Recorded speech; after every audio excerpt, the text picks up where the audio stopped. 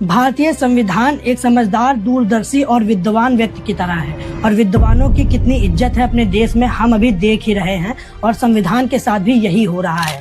लोगों का कहना है कि भारतीय संविधान तो दूसरे देशों का कॉपी पेस्ट है और इतना ही नहीं, लोगों का ये भी कहना रहता है कि भारतीय संविधान की वजह से ही मुजरिम आज जेल के बाहर है और साइंटिस्ट जेल के अंदर है। लेकिन सच तो ये है कि भारतीय संविधान जितना फ्लेक्सिबल है उतना ही विस्तृत और विवेकपूर्ण भी है।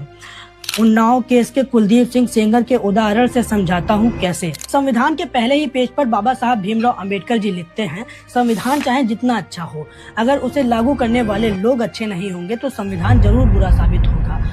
यदि अगर संविधान को लागू करने वाले लोग अच्छे होंगे तो संविधान भी हितकारी साबित होगा। संविधान हितकारी कैसे साबित हो? जब संविधान को लागू करने वाले लोग ही संविधान का रेफरेंस छोड़कर मनुस्मृति या फिर याज्ञवल्क्य स्मृति का रेफरेंस लेते हैं। यही कारण है कि मुजरिम जेल के बाहर हैं, विद्वान, एक्टिविस्ट और साइंटिस्ट जेल के अंदर हैं। कानून की किताबों में पहले ही न्याय, साम्य और सद्विवेक पढ़ाया जाता है और ये उन्नाव केस में कैसे फिट बैठ गया वो मैं आप सभी लोगों को बताता हूँ। जैसा कि भारतीय संविधान पर मनुवादी विचारधारा के लोगों ने डोमिनेंस बनाकर रखा है, तो 17 साल के उस सर्वाइवर को बड़ी मेहनत मशक्कत के बाद न्याय तो मिला। अभी फिर डोमिनेंस के दावेदारों के दबाव में 23 दिसंबर 2025 को दिल्ली के हाई कोर्ट से सेंगर की उम्र कैद की सजा निलंबित करा दी और जब जमानत की बात बाहर आई तब पीड़िता के साथ साथ पूरे देश ने विरोध किया। पीड़िता ने खुद 24 दिसंबर से लेकर 28 दिसंबर तक जगह जगह धरना प्रदर्शन किए, जैसे इंडिया गेट पर, दिल्ली हाई कोर्ट के बाहर, जंतर मंतर पर और सोशल मीडिया पर तो बहुत बड़ा विवाद हुआ। इसके बाद जब 29 दिसंबर को वो सुप्रीम कोर्ट गई सुनवाई के लिए, तब सुप्रीम कोर्ट ने फैसले का स्वागत किया और कुलदीप सिंह सेंगर की जमानत रद्द करा दी।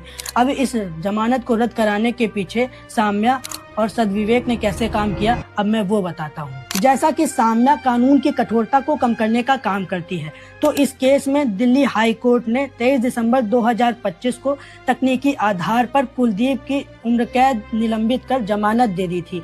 जैसा कि ये फैसला कानूनी लिखित व्याख्या पर सख्त था और इसके बाद जब धरना प्रदर्शन हुए तब यहाँ पर सद्विवेक काम आया। जैसा कि सद्विवेक का काम ही है गलत और सही के बीच के अंतर को डिफाइन करना।